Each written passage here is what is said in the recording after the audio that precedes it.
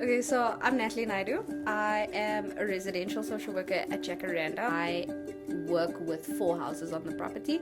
So I've got 1 boys' house, 2 girls' houses, each 12 kids in, and then I also run the Form 36 house, which is like an immediate danger removal house for children for a place of safety. How did you get into social work? Funny story actually. I wanted to be a teacher, so I come from a long line of teachers. My grandmother was a teacher, my mom is a teacher. I literally started social work because DSD was offering bursaries. I did the first year and a half and sort of fell in love with it, and I can't imagine myself doing anything else. How did you get directly involved with Jacaranda Orphanage? So Jacaranda sort of came as sort of a blessing and a surprise. I got very lucky. I started working at Jacaranda in March 2022 and I only graduated in April 2022, so I was a very fresh social worker. A previous friend of mine did her practicals at Louis-Botha, which is our sister organization, and she told me about the open position. And how many kids do you have specifically at Jacaranda Orphanage? 174 now. Okay. Yeah. 174 for Jacaranda and about 100 and something for Louis-Botha. So just under 300 kids. Okay. Yeah. And that being said, what does a typical day look like for the children here, and what do they need most that people on the outside won't really realize?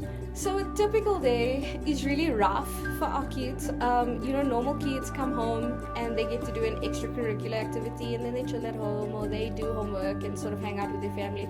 We run full-time activities and programs here. So our kids are the property is very quiet until about 12 o'clock, and then you sort of feel the vibration as they all start to come home. They start with homework, lunch, and then they do programs from about 2 o'clock to about 5 o'clock. In between that, there's study times. The offices close here at 5 o'clock, so the social workers see their kids last at 5 o'clock until 5 o'clock, and then they go home, supper time, another study time just before they go and sleep, and then bedtime. Obviously, different times for the younger kids and the older kids. As far as what they need, what the kids actually need is for people to be involved. We run what we call a guest parent program, and to see our kids get a chance to go out over a weekend or a holiday and just experience a normal family for the weekend or a holiday getaway, I think is so enriching to them because they get to learn how to experience normal life. I mean, obviously this is not normal. Yeah. And them being on a property with so many of them is not a normal experience. And it breaks our heart to know that so many of the kids are holiday in, holiday out, weekend in, weekend out on this property, and they don't have anybody else plowing back into them. With you saying that human involvement being so necessary, do you feel that the human involvement increases their experience to a life outside, or rather makes them feel more unseen having a life on the inside? Wow, that's a really good question. I think exposure is good for any kind of human being. If you know how others live, it gives you more choices. If you never get to see the other side, we always say the fence is greener on the other side until you get there. We're not saying that nuclear families or normal families are good families or happy families, but if we can give them the exposure to see that, they get a choice. Do I want to live the way my parents did? Do I want to make those same choices? Can I make other choices? And I think that's what it is about for them. I think they feel extremely seen when people are involved in their lives. We've got a lot of volunteers, church people who come in and spend a lot of time with the kids, and I see how much that changes their frame of reference.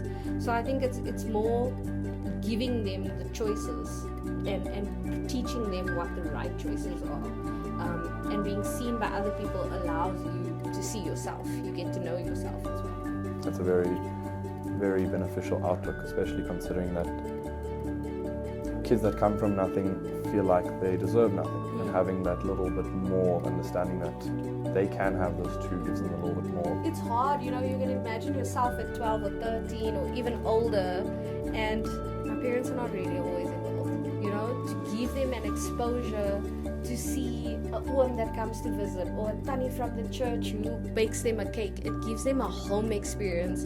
Our biggest dream here, the social workers always say it, is that we just want the kids to be kids. I want them to be able to look back one day and say, you know, I maybe grew up in the children's home, but at least I was treated like a child and I got to live a childhood. Speaking on exactly that, letting the kids be kids, I'd really like to know what kind of backgrounds do the children come from, and what are some of the biggest challenges that they're working through emotionally and developmentally? So for confidentiality reasons, I can't give you too much on their backgrounds. We always say that kids are admitted for 3 main reasons. So we talk about neglect, abuse, and the other one I'm not going to say on camera. But I think, you know, in this country we've got a huge problem with poverty. We've got a large issue with people who are not entirely educated or not entirely able to work or are unemployed, and a lot of our kids, they get very upset because at Lagifius we have people come in and then they say, this is an orphanage, and our kids are like, no, we're not orphans, we have family. And it just, their backgrounds are poverty related, abuse related, neglect related. In this country, if you don't send a child to school, that is considered neglect under the Children's Act. Being in that blanket term of they're all staying in the same children's home, do you feel that there are certain instances where developmental issues coincide? And if yes, which? Yes, we see it a lot, especially with our toddler house. You know, when I was a kid, you played outside and you ran around and your stomach muscles built and your equilibrium built and your gross motor skills built just naturally. And we find that a lot of the kids are struggling with their gross motor skills.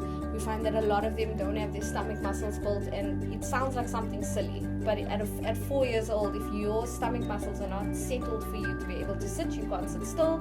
If you can't sit still, it's affecting your schoolwork. If it's affecting your schoolwork, you're not doing so well. So there's quite a lot of developmental delays that goes into it. I think the biggest thing is an emotional developmental delay. You know, our kids are so used to being in survival mode that they wear their emotions on their sleeves. You know, either when they're angry and it is what it is, or they're happy and they're super happy, and it's one of the things that makes it so beautiful to work with them, because what you see is what you get. Yes. But you can also see where you have to develop as the social worker working on that case. Of course, and I think that correlates directly to my next question. As a social worker, what's the hardest part of your job, and what keeps you coming back every day? That's a difficult question. I think that the best and the worst part is loving them so much.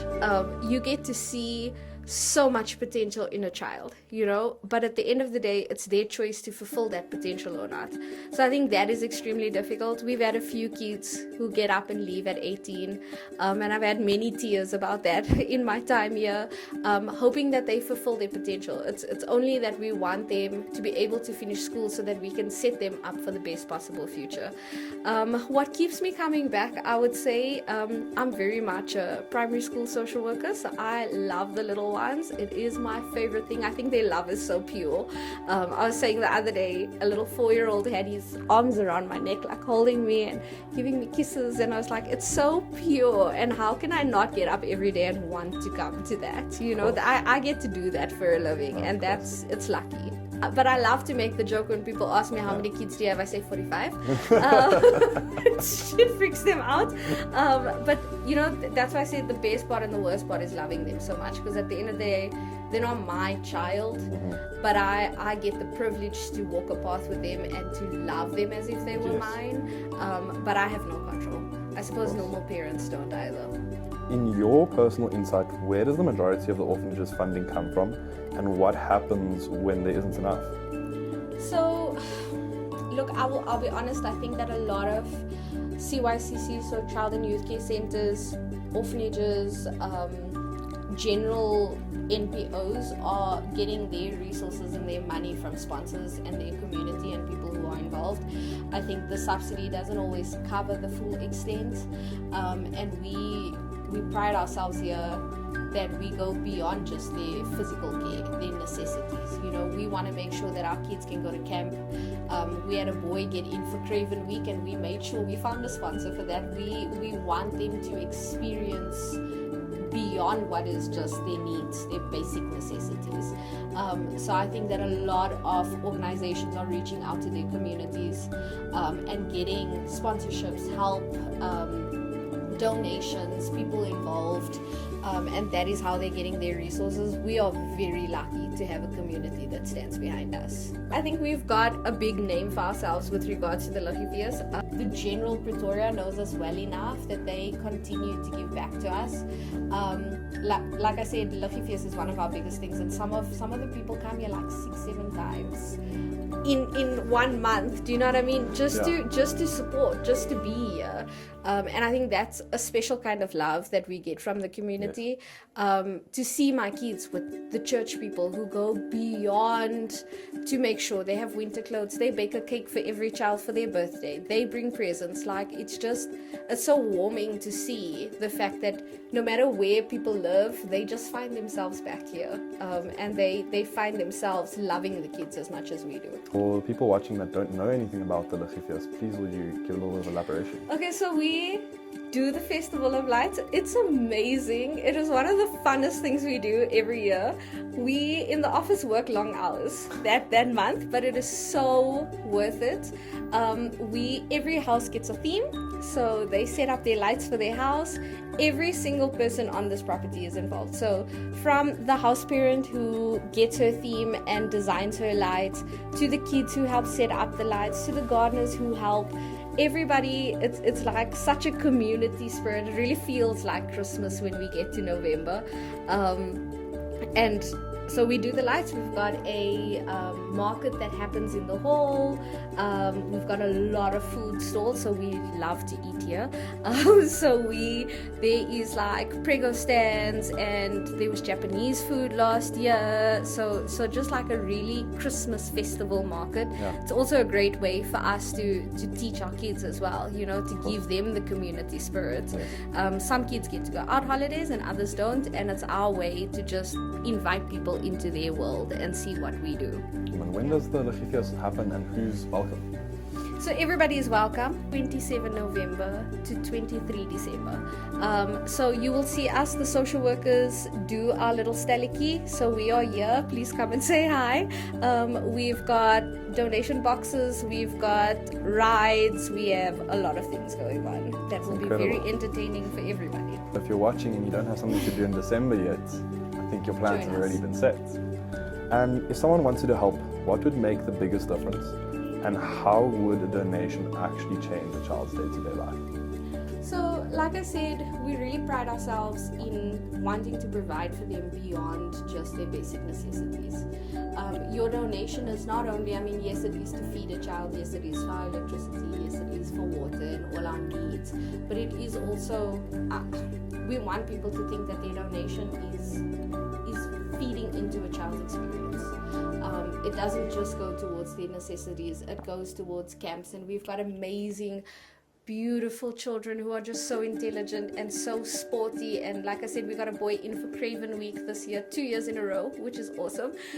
We have kids who are doing RCL camps. We have like leader camps and all kinds of things that we want them to learn from. So when you donate, you are donating for an experience. You're giving a child a childhood. You're allowing them to see a different part of the world that they might not have seen, or see a different part of people that they might not have seen. That's really incredible to hear, and I think something that's been very valuable to myself being here, something that not a lot of people are aware of, is you guys really provide for these children to have a child's life. It's not just a place to sleep, it's not just transport to get to their basic rights and needs. It's very, very abundantly clear that you guys take a lot of pride in making sure that these kids are given the chance and opportunity that they deserve to enjoy a piece of life. So that's what they get. Yeah. Our CEO always says it's not just about us, it's about our community, and that's one of the biggest reasons as well that we open the Form 36 house, is we get to admit kids who need immediate help, and it was our way of feeding back into the community as well.